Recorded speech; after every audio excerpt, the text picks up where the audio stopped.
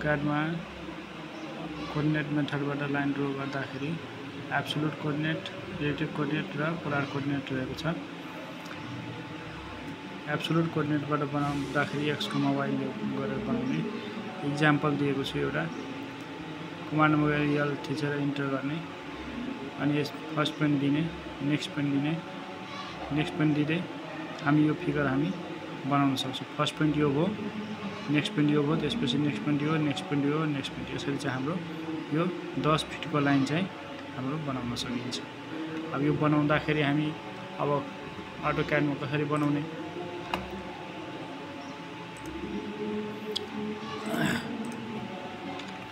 AutoCAD-मा बनाउँदाखेरि हामीले command mobile click गर्ने, यल थिच्ने, इन्टर गर्ने।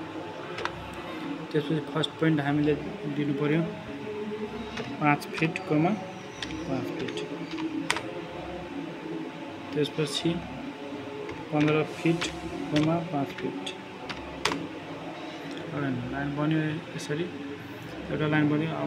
अब हामीले चाहिँ 15 फिट,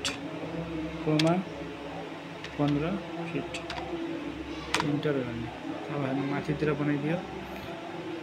अब 5 फिट, 15 फिट यता बनाइदियो।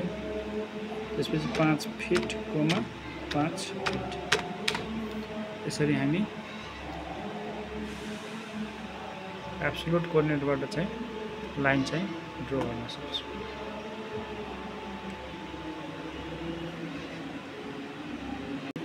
अब हामीले यसको डाइमेन्सन चेक गर्दाखेरि डाइमेन्सन हामी युनिट यसको डाइमेन्सन कति रहेको छ हामी चेक गर्नका लागि डाइमेन्सन लिने, क्लिक गर्ने।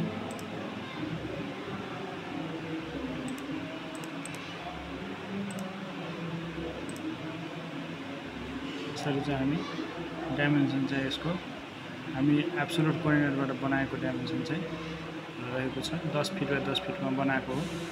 यसरी चाहिँ हामी एब्सोल्युट कोअर्डिनेटबाट पनि ड्रा गर्न सक्छौँ।